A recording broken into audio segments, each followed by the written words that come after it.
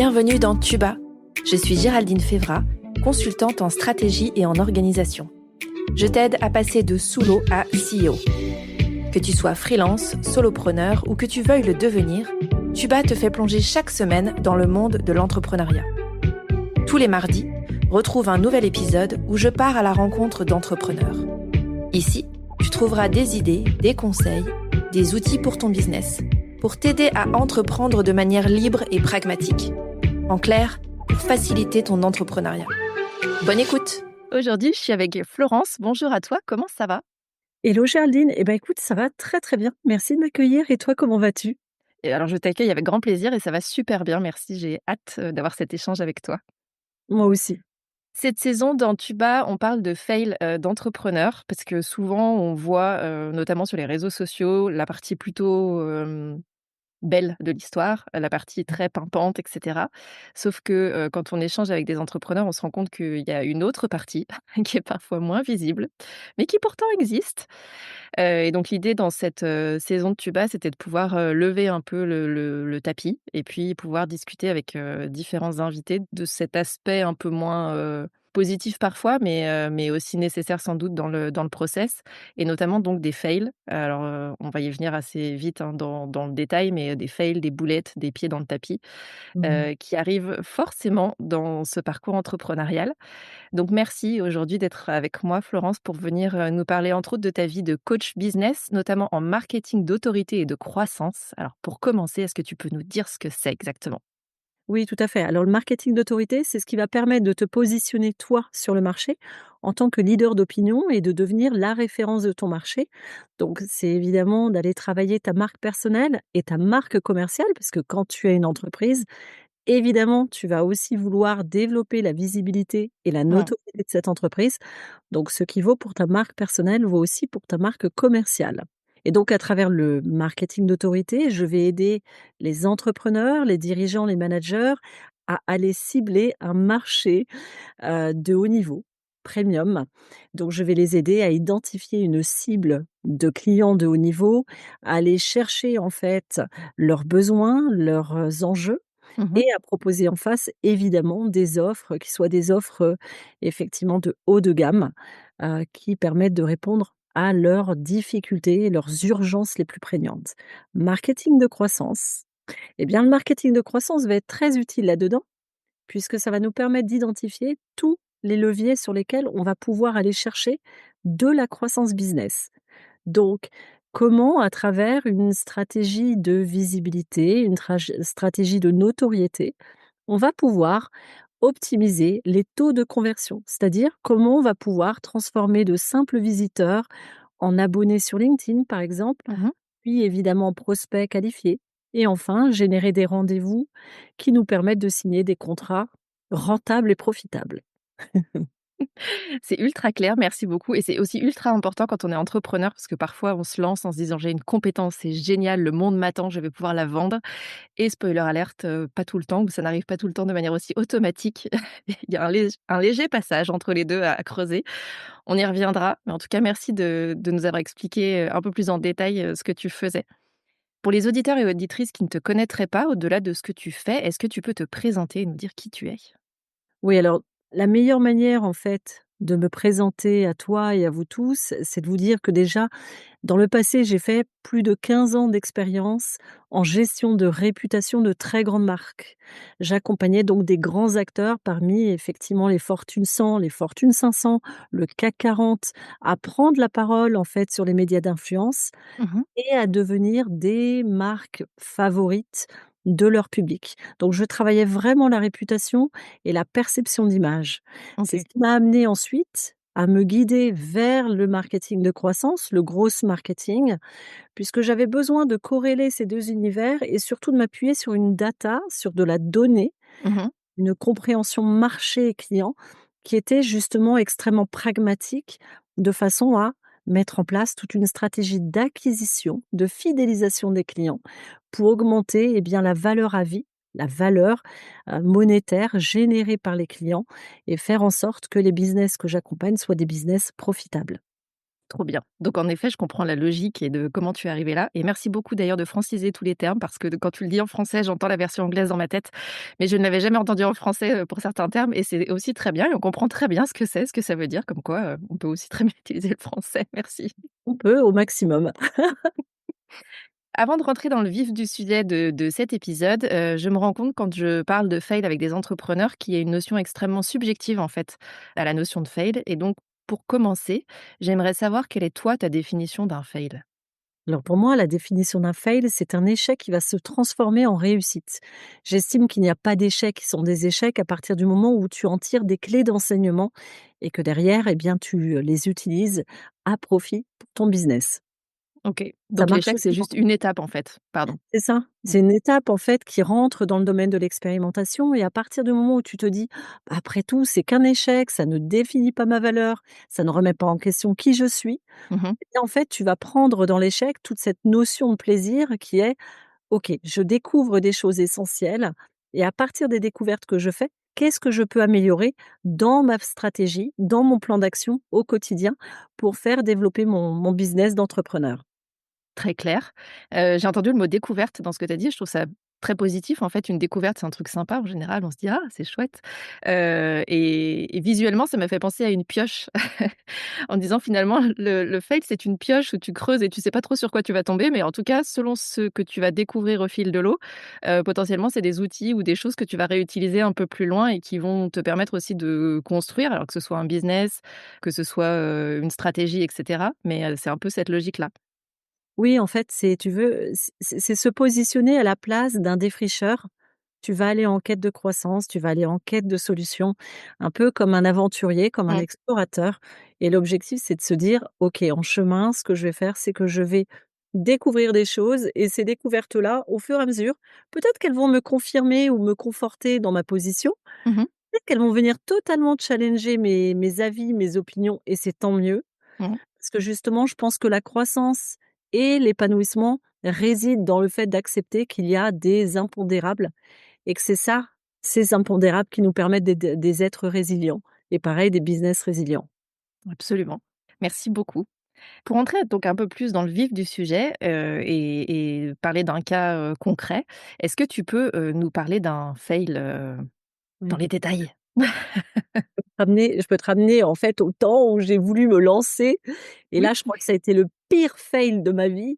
J'ai voulu lancer mon business en partant simplement de ce que moi j'estimais être juste et je me disais: «Je vais attirer un maximum de clients et ça va m'aider parce que forcément ça va être super, ça va plaire» et Si donc c'est j'ai commencé. juste, ça va marcher. OK. Voilà, donc le gros fail, c'est aller chercher un maximum de clients sans aucune stratégie. Donc j'ai fait effectivement mon analyse de marché, mais je n'ai absolument pas fait mon analyse de persona, Mmh mh. ni identifié le persona le plus accessible pour me générer du cash rapidement, parce qu'il s'agissait quand même, d'approvisionner la trésorerie et de pouvoir financer aussi mon développement. Donc Mmh. pas de stratégie, pas de revenus et en fait, je naviguais à vue avec, je dirais, une proposition de valeur et des messages de communication, mais qui étaient totalement à côté de la plaque, des intérêts et des urgences des décideurs avec lesquels, en fait, j'entendais travailler. Donc ça, pour le coup, c'est l'antithèse de la stratégie de développement Mmh. et je l'ai fait pendant quand même pas mal de mois, à tel point que je me suis dit: «Mince, je suis en phase explorateur, je suis une spéléologue, je creuse, je creuse, je creuse» et en fait, ce que j'ai fait par la suite, c'est que j'ai fait certainement le contre-pied justement de ce que j'avais mis en place. C'est que j'ai mis en place à peu près, je dirais, entre 150 et 200 rendez-vous persona. OK. J'ai en fait enchaîné les rendez-vous persona. J'ai creusé ma connaissance persona et c'est ça qui m'a permis derrière de commencer à définir ma première offre qui s'est vendue très facilement par la suite. OK. Avant, j'ai été en statu quo, total, l'incarnation même de, la marketeuse sans stratégie. Le cordonnier, tout ça, on connaît. Voilà, exactement. Donc dans ce que tu dis, en effet, tu dis que tu passes par, la partie analyse de marché, que, tu skippes un peu, l'analyse de persona et tu nous as expliqué qu'avant tu bossais, beaucoup avec des grosses boîtes, Ouais. top 500, CAC 40 et cetera, que maintenant tu travailles aussi avec des entrepreneurs, donc entre-temps, en effet, ça a un peu évolué. Mais quand tu te lances, tu passes cette partie-là. Est-ce que tu arrives à savoir et à expliquer aujourd'hui pourquoi tu es passé à travers, en fait? Qu'est-ce qui a fait que, Mmh. tu l'as pas fait? Oui, parce que si tu veux, en agence, on avait l'habitude de faire des SWOT, Mmh. donc l'analyse en fait, des forces, des faiblesses, des opportunités, des menaces du marché. Donc ça, très bien. On pouvait faire encore un 5 forces de porteurs pour comprendre les facteurs d'influence sur le marché. Mmh. Influence effectivement du tissu économique, des tendances technologiques, de la législation en matière d'environnement et cetera, des nouveaux acteurs. Ça, OK, c'était très, très bien. Simplement, en fait, en dehors de ces analyses de SWOT et des enquêtes que j'aurais pu mener dans le passé auprès des médias, auprès des journalistes, de manière à comprendre la perception d'image, Mmh. néanmoins, en fait, on skippait cette analyse de clients finaux. Or, ce sont ces clients finaux qui corrélaient à cette étude, bah, justement, du SWOT, du marché, parce que c'est pas du tout caduc, hein, ça dépend comment on va le travailler évidemment. Ouais. Il y a une manière scolaire, mais il y a une manière aussi pragmatique et très, très proche du marché de le faire. Mmh. Bah, justement corrélé à tout cela, ça permet en fait de créer ce lien sur toute la chaîne de valeur et d'aller comprendre en pyramide inversée comment, bah, ce marché se opère, de ce marché-là, comment chaque acteur fonctionne et interagissent et enfin comment, bah, les utilisateurs, eux, se positionnent et quelle perception ils ont Mmh. sur le marché, différents acteurs avec lesquels, bah, justement ils sont en relation pour acheter les produits. OK. Il me manquait cette brique-là, en fait. OK. Après c'est Voilà. vrai que, c'est tu viens de le dire, tu bossais en agence aussi, donc il y a une version équipe, et puis toute seule et où du coup, bah, il y a plus forcément les mêmes ressources au niveau du temps, au niveau de l'utilisation, au niveau de ce qu'on va vouloir mettre en place et il y a peut-être des choses et je pense que c'est vrai pour tous les métiers, tu vois? Où on se dit: «Bon, bah, avant, j'étais salarié, je le faisais, de cette manière-là avec l'équipe. Là, ça va, je connais, on peut passer à travers un peu, on essaye, on voit ce que ça donne en se lançant à son compte». Alors écoute, ça n'a pas été mon cas, en fait. OK. Non, non, je suis restée sur mes habitudes Ouais. d'agence, Mmh. qui étaient très bien, mais j'ai skippé la partie Ouais, perso c'est ça. parce que forcément, elle était loin de mes Mmh. considérations. Je la connaissais même pas à ce moment-là, tu Ouais, vois? OK. Donc j'y suis allée par totale ignorance en Ouais. pensant que, tu vois, mes analyses, classiques qui étaient hyper profondes parce que j'allais quand même rechercher énormément de sources, que j'allais dans les médias, que je regardais tout ce qu'il y avait dans les tendances, donc je connaissais parfaitement le marché. Mmh. Mais la psychologie des décideurs d'achat Ouais, ou des prescripteurs, elle était passée à la trappe. c'est ça. Et quand on l'ignore, bah, on peut pas l'inventer, en fait, hein, donc c'est ce que tu disais, c'est le fait d'avoir exploré et d'être, allé un peu plus loin, d'avoir avancé dans ce process-là en disant: «Mais finalement les clients arrivent pas, les revenus n'arrivent pas» et quand on est à son compte, c'est Non. un en effet un problème, hein, parce que pas de revenus sur une entreprise, bah, assez vite, il y a plus trop d'entreprises. En fait, ça donne un peu j'apporte une valeur ajoutée sur la chaîne de valeur des entreprises. Donc en fait, au final, tu n'as pas de connaissances persona, tu vas sortir effectivement des grandes phrases comme ça, Mmh. avec des mots valises qui ne parlent absolument pas du tout à ta cible finale Ouais. et tu passes à côté effectivement de l'essentiel du message qui doit rejoindre effectivement et la conscience et la psychologie pragmatique des personas. Mmh. Donc tu es passé à travers ce process, tu te rends compte que il y a quelque chose à travers duquel tu es passé ou tu es passé à côté en tout cas. C'est ça, je rame. Et tu te dis: «OK, bon, je vais faire maintenant des rendez-vous». Comment ça se passe du coup? Comment tu Ouais. abordes ces rendez-vous-là? Parce que si tu l'avais jamais fait avant, bah, pour le coup, c'est quelque chose de nouveau. Donc comment est-ce que tu l'abordes? Alors je l'ai corrélé au moment où je me suis lancée sur LinkedIn et du coup, j'ai commencé à mettre en place des rendez-vous découvertes. Mmh. Étant donné que je viens du milieu des relations publiques, bah, j'ai appliqué toutes les règles de networking à LinkedIn. OK. J'ai commencé à prendre un rendez-vous avec un maximum de pairs. En discutant avec mes pairs, j'ai identifié des besoins auxquels je pouvais répondre Mmh. et en fait, dans ces rendez-vous découvertes, j'avais mis en place, en fait, un processus de discussion extrêmement informel, mais qui visait vraiment à se connaître dans je dirais, les motivations à avoir lancé son entreprise. Pourquoi les personnes se lançaient en tant que solopreneur, entrepreneur indépendant et cetera, consultant, freelance et cetera. Mmh. Qu'est-ce qui faisait qu'elles s'étaient lancées? Qu'est-ce qu'elles entendaient lancer sur le marché précisément? Et venaient directement ensuite les questions que je me pose moi du fait, bah, de mon antériorité dans la gestion de réputation. Mmh. En quoi elles se différencient sur le marché? OK. Qu'est-ce qu'elles apportent de plus qu'un concurrent dans le même métier? Mmh. Quels sont les axes de différenciation? Et comment ces axes de différenciation vont se manifester à travers les offres, mais aussi l'expérience client? OK. et la communication, c'est-à-dire toute la stratégie de diffusion des messages, de la communication, en fait, de la gestion de la réputation de la personne. Parce que dès lors que toi, en tant qu'entrepreneur, tu prends la parole sur LinkedIn, bah, tu deviens un personnage public, donc tu Mmh. gères ta réputation. Mmh. Donc là, j'ai réappliqué, en fait, tous mes préceptes. OK, et transposer quelque part, parce que quand on parle de solopreneur, c'est pas tout à fait la même chose que des boîtes, de luxe, par exemple, du CAC 40. Oui. Pour autant, il y a beaucoup de choses qui sont transposables, j'imagine? Oui, tu vas avoir des choses transposables. Ta connaissance persona, elle va être transposée, sauf que évidemment, tu vas avoir des catégories de persona avec des Mmh. sous-segmentations de persona. Mmh. Que derrière, effectivement, le traitement de gérer la marque personnelle, ce qu'on va appeler nous le leadership advocacy pour les dirigeants et pour les employés, bah, l'employee advocacy, tu vas le gérer différemment que la gestion de la réputation de la marque en propre. Mmh. Mais où l'idée, c'est que tout ce qui va être pris dans la prise de parole du dirigeant, des équipes, a besoin forcément d'être cohérent avec la stratégie de marque globale. Mmh. Donc en fait, forcément, dans une entreprise, tu vas avoir ce qu'on appelle des guidelines de communication, donc une politique de communication avec des messages clés, Mmh. avec, bah, les do's and don'ts, c'est-à-dire ce que tu peux faire, ne pas faire, et cetera. Et donc ta marque personnelle, évidemment qu'elle va véhiculer énormément de visibilité parce que tu vas capter une audience qui est purement humaine, Mmh. mais malgré tout, tu as aussi un effet tribal d'appartenance à une marque commerciale et ça, pour le coup, bah, tous ces messages-là doivent être totalement cohérents. Ouais.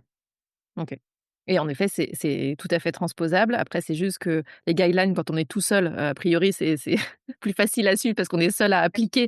Donc c'est pas pareil que quand il y a une équipe et qu'il faut communiquer auprès de l'équipe, que tout le monde soit aligné, aille dans le même sens, et cetera. Mais pour autant, la logique est exactement la même dans ce qu'il faut faire, ne pas faire, la manière de communiquer pour sur soi, sur sa marque, et cetera. Oui, après tu vas avoir effectivement la diversité des métiers qui vont être représentés, par exemple, sur les réseaux sociaux. Mmh. Les guidelines de communication vont être déclinables par métier. Tu vois? Après tu vas avoir le secteur marché, quel secteur marché l'entreprise va venir cibler. Mmh. Quels produits elle lance? Est-ce qu'elle a une gamme de produits qui est courte? Est-ce qu'elle est longue? Qu'est-ce qu'elle couvre comme besoin? À quel stade de maturité on s'adresse, par rapport à nos prospects? En fait, le travail est démultiplié pour une Ouais. entreprise, quelle que soit sa taille. Après tout va changer, tout va se varier. Tu as Mmh. des entreprises pour lesquelles tu vas avoir des dizaines de personas à traiter. Ouais, bien Voi sûr. OK. Merci, pour cette précision, et donc tu es passée par ces rendez-vous, tu te dis: «Je me lance sur LinkedIn, donc j'en profite parce que mmh. ça va me permettre, d'accélérer et d'amplifier quelque part, cette capacité à aller chercher des retours auprès des personas». Tu vois donc 150-200 personnes, en volume, c'est pas mal. En C'est tout cas, tu énorme. fais 150-200 rendez-vous. On se rend tout à fait compte du volume que ça peut et du temps que ça peut prendre, et tu arrives à quelle conclusion finalement? J'arrive à plusieurs conclusions. En fait, la première chose, c'est que je lance des rendez-vous et je propose, en fait, des services gratuits. Mmh. Ce qui me permet également de mieux rentrer en profondeur des besoins.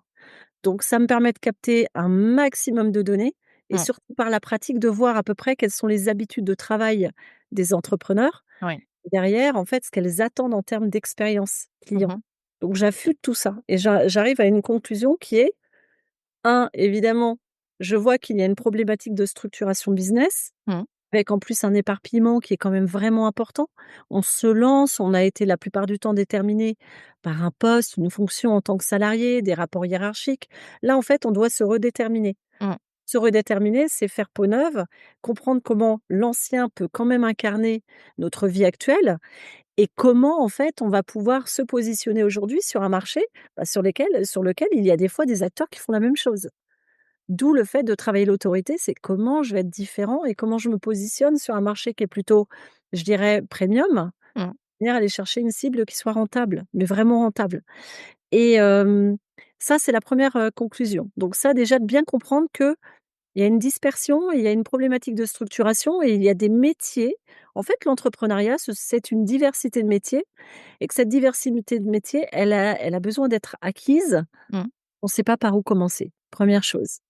Deuxième chose, le marketing, c'est un métier aussi à part entière. Mmh. Tout le monde ne maîtrise pas ou que tout le monde n'a pas envie de maîtriser. Tout à fait. C'est comment on analyse ce marché, quelle stratégie on met en place, comment on décline le plan d'action, Mmh. comment on commence à aller chercher à capter en fait ses premiers clients sur un premier canal avant de vouloir se disperser sur de multiples canaux. Mmh. Enfin, quels produits, quelle offre on peut créer de manière à répondre à ces besoins observés par rapport à un budget type, un volume de temps que la personne est prêt à dédier sur cet accompagnement parce que le temps, en fait, est une denrée rare. Donc comment intégrer un accompagnement à travers un agenda qui est déjà chargé, C'est ça. qu'on se lance, qu'on se développe ou qu'on veuille accélérer? Mmh. Et enfin, quelle expérience client on a besoin d'avoir? Qu'est-ce qui va faire que l'accompagnement, finalement, va être, différent de tous les autres accompagnements? Et ce que moi j'ai compris, c'est que la force que j'avais, c'était de pouvoir intervenir à chaud, en crash carrément, sur Mmh. des situations qui peuvent être des situations d'urgence ou d'urgence à réparer de la croissance ou à relancer de la croissance ou à la développer OK. et surtout comment ultra personnaliser un accompagnement, c'est-à-dire que je me pose avec toi Géraldine et qu'on va rentrer dans l'intégralité de ta stratégie, qu'elle soit business et marketing, Mmh. pour comprendre comment on peut optimiser en fait tous les leviers de manière à ce que, bah, toi tu ailles vendre à la bonne cible, au bon prix, au Ouais. bon moment, sur le bon canal, Mmh. en gérant effectivement ton temps de manière optimisée et en capitalisant sur, justement l'intégralité de cette valise-là, de cette boîte à outils, pour aller chercher du chiffre d'affaires, de la récurrence, de la rentabilité et donc être pérenne. Je c'est ultra carré et en fait, ça donne l'impression que ça t'a permis de superposer 2 choses, c'est-à-dire à la fois, le marché et les besoins, tes compétences et que là où ça fitait entre les 2, bah, finalement, c'est là, que tu allais être et où tu as vu et ça t'a apporté, j'ai l'impression, quand je t'écoute, de la clarté, à la fois dans ce que tu allais proposer, mais aussi la manière parce que la manière dont tu l'évoques, c'est extrêmement structuré pour le coup. Alors on parle de structuration, donc j'ai envie de te dire: «Tant mieux».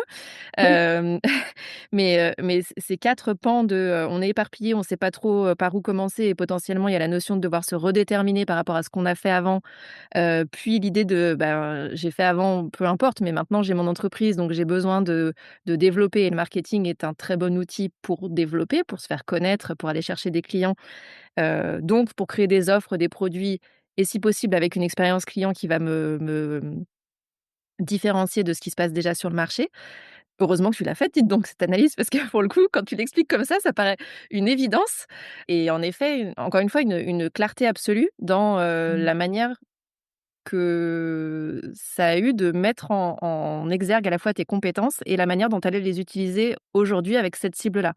Ouais, exactement et en fait, tu vois, ça a énormément évolué parce que j'ai compris en me disant: «OK, le marketing de croissance, il est essentiel, il faut qu'on analyse les données». Mmh, Comprendre exactement tout, les personas, quels sont les canaux d'acquisition, c'est quoi les taux de transformation, pourquoi ça marche, pourquoi ça ne marche pas, où est-ce que tu as de la fuite de mmh, prospects? Parce que, bah, derrière ton tunnel de vente, tu peux avoir des prospects qui t'échappent. Donc comment est-ce que fait. tu fais en sorte d'avoir un tunnel bien hermétique? Mmh, Ensuite, je me suis rendu compte d'un autre truc. Être sales, être vendeur, c'est un métier à part entière. ouais. Alors pour moi, ça a été une révélation parce que j'ai découvert que j'étais sales. Mmh, Donc j'adore prospecter, j'adore négocier, closer et cetera. Mais ça, du coup, j'ai pu le transposer et ça mmh me mh, permet aussi dans mes accompagnements d'aller expliquer comment, eh bah, tu vas pouvoir identifier les signaux forts, les signaux faibles de tes prospects, capter tous ces signaux-là. mmh, Qu'est-ce que tu en fais? Comment tu les traites? Comment est-ce que tu mets en place, en fait, des scripts, mais ultra personnalisés pour te différencier des prospections impersonnelles mmh, et là, pour le coup, avoir une longueur d'avance? Et enfin, clairement. quand tu travailles ta strate de contenu, de manière à bâtir une autorité, parce que l'autorité pour moi, c'est aussi un rayonnement. C'est le fait d'aller alors c'est marrant parce que j'échangeais avec une cliente hier qui me disait: «J'ai besoin d'aller chercher ma cible qui est un cran plus élevé. Je l'attire déjà. Je vais effectivement attirer des dirigeants d'entreprise, des femmes qui ont un parcours d'exception. Mmh mh, Comment est-ce qu'on va chercher cette cible ultra premium?» Eh ben, ça va passer par ta stratégie de contenu, ta tonalité de contenu parce qu'on ne parle pas non plus, n'importe comment avec cette cible mmh et enfin, on est sur une cible qui est quand même ultra exclusive, donc l'accompagnement personnalisé dans un cadre ultra confidentiel, mmh. éthique, c'est la safe place pour ces personnes-là qui viennent pour un accompagnement et pour monter en fait, le palier supérieur sur le marché et c'est ce que je fais aujourd'hui en fait, ça a évolué de cette manière-là. C'est comme ça que marketing d'autorité et marketing de croissance se sont en fait fusionnés ensemble. Dans ce que tu dis, pour moi, c'est un peu de l'orfèvrerie. C'est-à-dire que souvent on dit: «Ah mais je communique sur les réseaux, mais Mmh. ma cible, soit n'y est pas, soit elle y est mais elle communique pas», et je pense que l'exemple que tu viens de prendre est un très bon exemple en disant c'est des gens qui ne sont pas accessibles ou qui potentiellement se font ultra solliciter tout le temps, donc ils vont pas répondre et cetera. Or, dans ton approche, cette logique, j'ai dit orfèvrerie parce qu'il y a pas que le fait de pousser sur les réseaux, en fait. C'est bien plus complexe que ça, Mmh. hem et c'est ce que tu nous as expliqué dans le parcours et dans la différence des compétences nécessaires aussi, Mmh. et notamment dans, le cumul entre marketing et sales. C'est bien 2 choses différentes. En général, les gens mettent tout ensemble et jettent ça très loin parce que c'est des des choses que les gens n'aiment pas faire ou ont entendu dire que c'était pas bien, qu'il fallait pas faire ça et cetera, où il y a une connotation assez négative, en fait, avec ces termes-là. Ouais.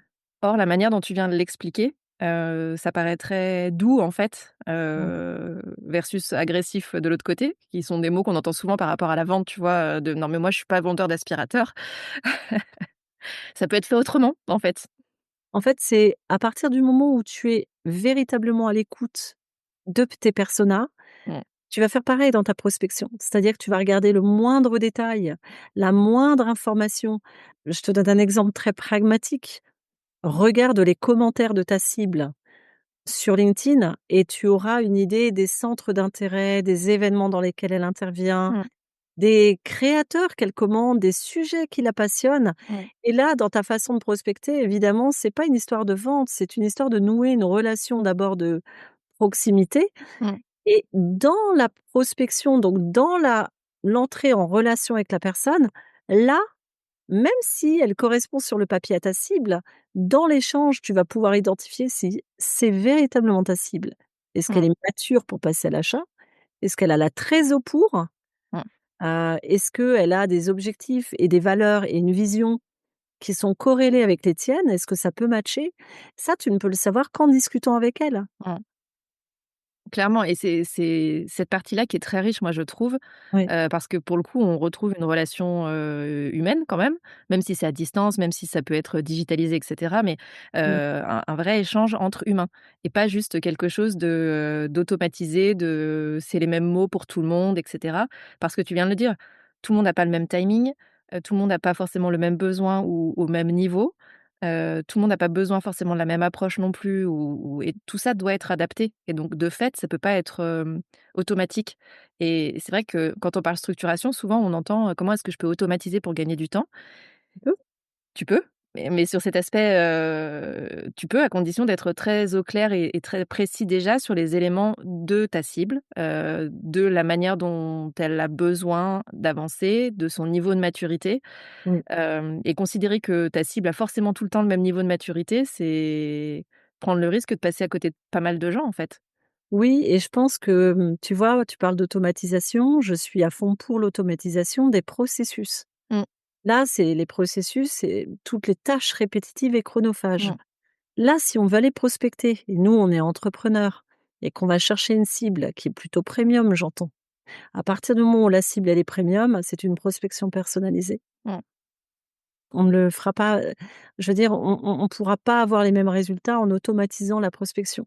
mmh, Tu vois? Et sur effectivement, des envois de manière extrêmement massive, en volume, ce qui se passe, c'est qu'avant ça marchait et encore récemment, mais comme il y a eu énormément de campagnes de prospection automatisées, mmh, eh bien, en fait, si tu veux, il y a une espèce de désaveu pour la prospection, bah, justement très, très, générique, même si on a évidemment, des formules et des suites logiques qui permettent d'avoir un minimum de messages personnalisés. Néanmoins, dans le contact, ou une fois le contact initié ou la connexion de l'invitation, ça l'invitation, ça dépend à tester, hein, parce qu'il y a différents types d'invitations envoyées. mmh, On peut envoyer de l'invitation, automatisée, c'est pas un problème, mais je dirais qu'on n'aura jamais autant de résultats que si on envoie une invitation personnalisée et derrière qu'on engage la conversation. Donc ça veut dire, nous, en tant qu'entrepreneurs, se dire: «OK, moi, dans mes blocs de temps et mon aménagement de temps, mmh.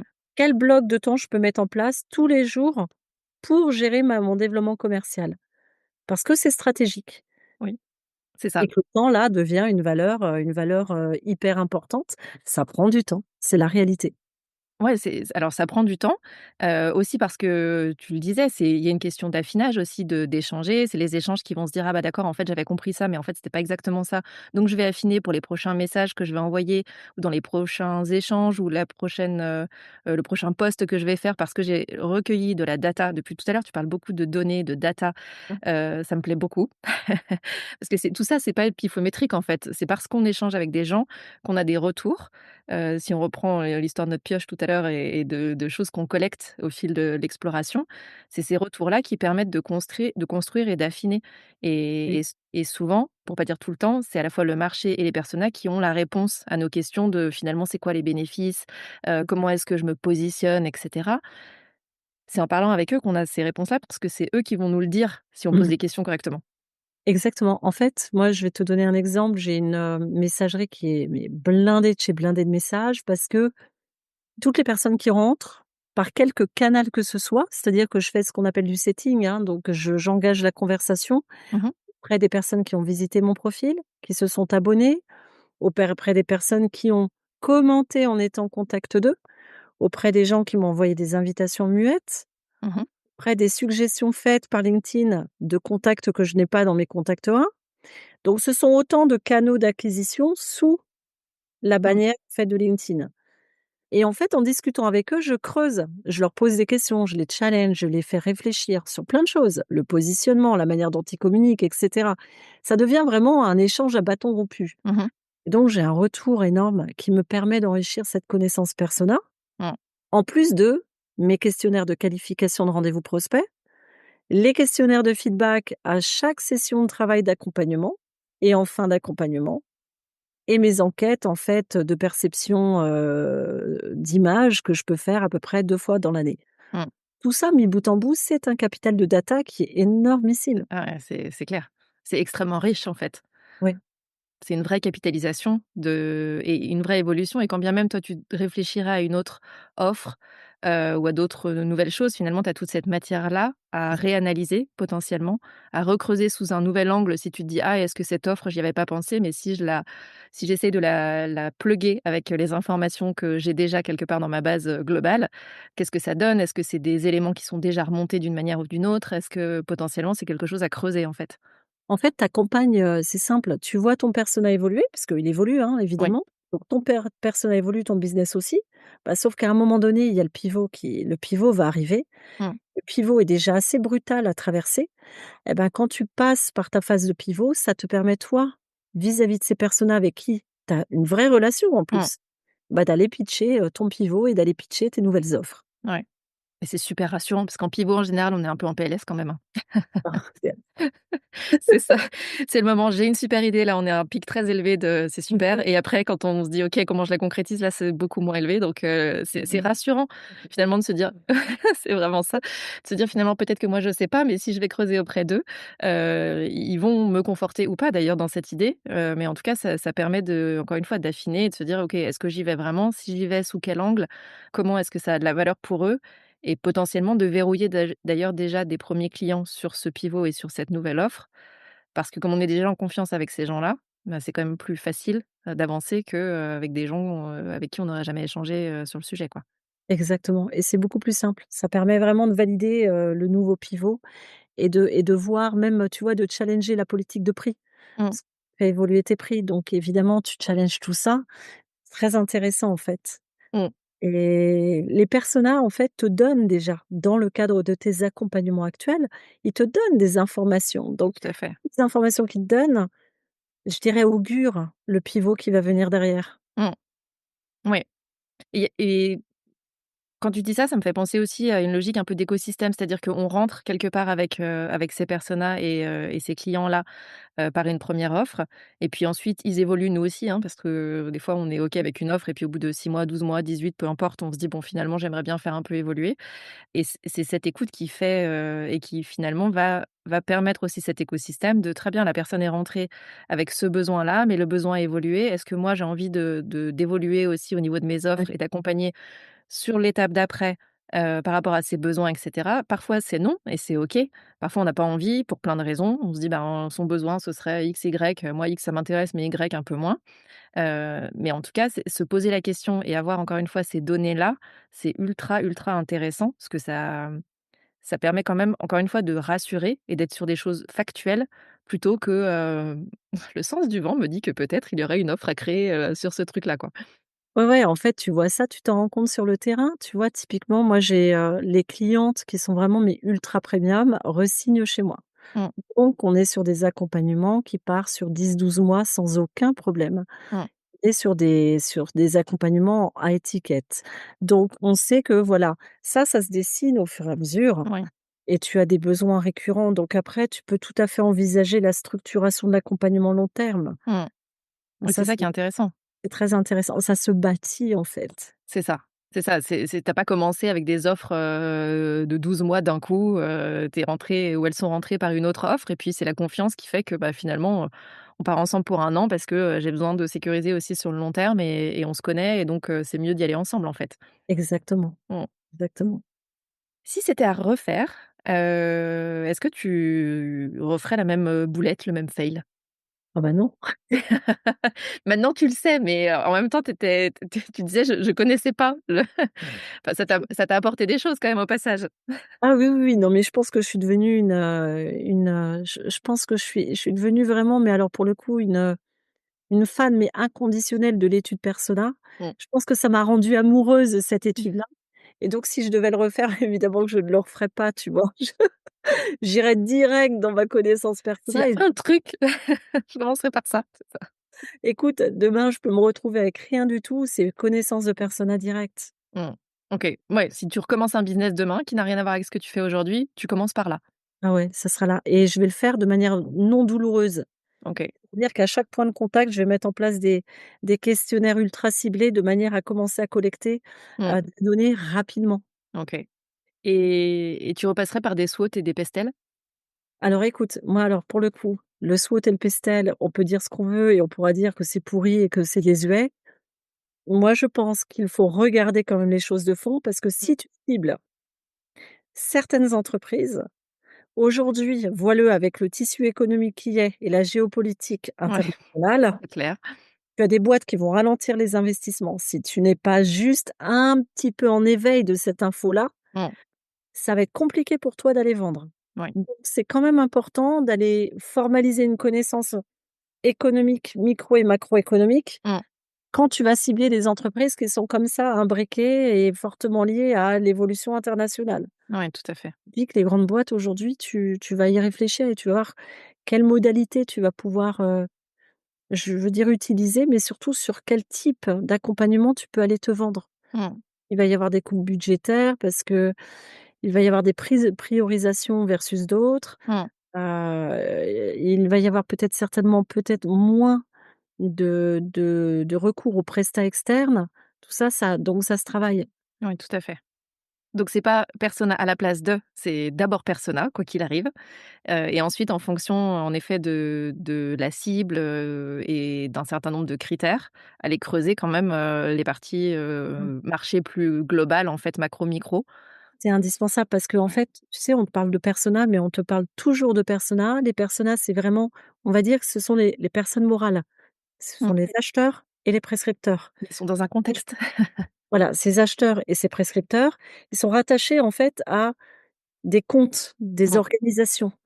TPE, enfin solo, TPE, PME, ETI, grands comptes. Mmh. Bon ça, forcément, tu vas analyser aussi les organisations, ce qu'on appelle nous, aller définir l'IAP, le compte idéal avec Mmh. lequel on veut bosser aussi. Parce qu'on sait qu'il y a des comptes plus petits qui vont avoir, je dirais, une vélocité de décision beaucoup plus rapide que des gros comptes où là, c'est plus politique, Mmh plus mh. hiérarchisé. Donc du coup, tu fais ton étude de persona, mais tu fais ton étude d'IAP. Ouais. C'est indissociable. Mmh. Très clair. Qu'est-ce que tu dirais à quelqu'un qui s'apprête à commettre la même boulette, à part: «Fais tes personas!» Alors, je dirais, tes personas, déjà identifie Mmh. je dirais, identifie les clients avec lesquels tu as bossé par le passé. Si tu étais salarié, avec quel type de client Mmh. tu bossais? Est-ce que tu as apprécié bosser avec eux? Oui. Est-ce que tu as envie de bosser avec eux aujourd'hui? Qu'est-ce qui fait sens pour toi? Avec qui idéalement voudrais-tu travailler? Et derrière d'aller analyser. Est-ce que ces personas-là sont accessibles? Mmh.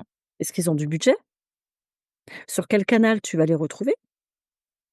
Est-ce que par le passé donc tu as eu un historique avec eux? Est-ce qu'ils sont susceptibles demain de te recommander et constituent ton réseau? Mmh. Et là, tu vas aller voir justement si ce persona-là que tu vises, il est intéressant ou pas. Je te donne un exemple. Je discute avec une personne en call découverte il y a pas longtemps qui me dit: «Ouais, je m'apprête à lancer une offre, grand public, particulier, entrepreneuse». Mmh. Il y a le seuil de TVA. Là, en ce moment, on discute effectivement de la Ouais. potentialité d'une loi qui passe pour baisser le seuil de TVA. Tu Mmh. sais que si tu vas aller facturer un particulier, évidemment, ça dépend dans quel seuil tu te situes, mais tu factureras ta TVA, mais Mmh. ça veut dire que du coup, tu dois prendre en compte ces fameux 20. Tout à fait. Donc il y a ça et ensuite, est-ce que ce particulier-là va venir intervenir ou en tout cas, il va venir acheter une offre, mais à quel coût? À quel Mmh. prix? Pardon. Mmh. À quel prix et quel coût de revient? Donc tout ça, ça s'analyse et en fait, du coup, hyper important de pouvoir cibler quel persona et sur quel marché. Absolument. Tu le disais tout à l'heure, c'est un métier, c'est une expertise. Ça ne s'improvise pas, mais tu viens de donner des clés, vraiment extrêmement importantes sur, l'accessibilité ou pas, sur le budget, sur le canal, sur l'historique. Et tout ça me fait dire que, si vous avez été salarié avant, notamment, vous partez pas de zéro en fait. Donc questionnez-vous aussi sur ce qui s'est passé avant, parce que souvent on se dit: «Ça y est, je lance ma boîte», donc c'est comme si tout repartait de zéro. Mais a priori, vous allez vendre des compétences que vous avez déjà, donc c'est aussi intéressant de creuser ce qui s'est passé avant et qui va être réutilisé, notamment en termes de données, dans ce que vous allez faire maintenant ou plus tard, en fait. Exactement, tu as tout dit. On va rester sur cette conclusion. Merci beaucoup Florence. Toi qui nous écoutes, tu peux Mmh. retrouver tous les liens pour joindre Florence sous la description de cet épisode. Si tu as aimé l'épisode et que tu penses que ça peut aider ou inspirer quelqu'un, partage ça autour de toi, que ce soit en story sur LinkedIn, on en a parlé, ou au prochain apéro avec tes voisins, ça marche aussi très bien. Si tu as connu un fail et que tu veux venir en parler avec moi dans Tupa et le partager, tu peux postuler dans la description de cet épisode. Merci infiniment Florence, je suis en train de réfléchir à mes personas en me disant: «Est-ce que je suis allée assez loin?» Donc ton message est passé. Merci beaucoup. Merci Géraldine et merci à tous. Merci. Merci pour ton écoute. Tu as aimé cet épisode?